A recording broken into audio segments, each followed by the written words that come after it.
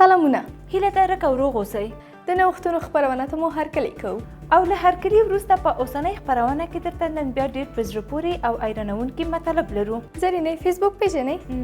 په اوسنۍ نړۍ کې داسې څوک شته چې فیسبوک ونه پیژني؟ همداسې ده، خو موږ د فیسبوک په هکله نه بلکې د فیسبوک د ادارې لخوا پر یوې نوې جوړې شوې الوتکې خبرې کوو. همداسې ده، فیسبوک د اوکویلا په نامه یوه لمریزه الوتکه جوړه کړې ده او دغې الوتکې خپل امتحاني الوتنه هم په بریالیتوب سره ترسره کړې ده. او د دې الوتکې کمال دا دی چې انټرنیټي څپې خپروي. او کومو سیمو کې چې انټرنیټ نه وي خلک کولی شي چې فیسبوک وکاروي. الوتکه په لمریزې انرژۍ الوزي او وړیا انټرنیټ خپروي. ټکنالوژي څه عجیبه کمالونه کوي. همداسې ده، نو دا خو د علم برکت دی. هو، ویل کېږي چې دغه الوتکه د ورځې لخوا د لمر په انرژۍ الوزي او د شپې لخوا د هغو بېټریو په مرسته الوزي چې د ورځې لخوا چارجېږي. دغه شرکت غواړي چې ټول نړۍ د انټرنیټ له لارې سره ونښلوي.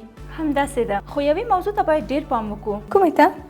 ویل کېږي چې د انټرنیټ ډېره کارونه انسان ته زیان لري. همداسې ده، یوې نوې څېړنې ښودلې چې د انټرنیټ ډېره کارونه انسانانو ته زیانونه رسوي. د بېلګې په توګه انسان په انفلوئنزا یا زکام او تبې اخته کېږي. دغه څېړنه د سوانس او میالند په پوهنتونو کې شوې ده چې پایله کې ویل شوي هغه کسان چې په دوامداره توګه انټرنیټ کاروي د وجود دفاعي سیستم یې زیانمنوي.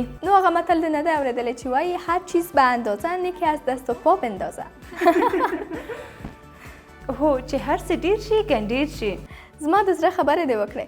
زرینې، نن سبا د ټکنالوژۍ له برکته داسې روبوټونه جوړ شوي چې هیڅ ستړیا نه پېژني. چین داسې روبوټونه جوړوي چې ښوونځیو کې به ماشومانو ته تدریس کوي. ویل کېږي چې په چین کې د ښوونکو کمی وه، نو ځکه یې ښوونکي روبوټونه جوړ کړي دي.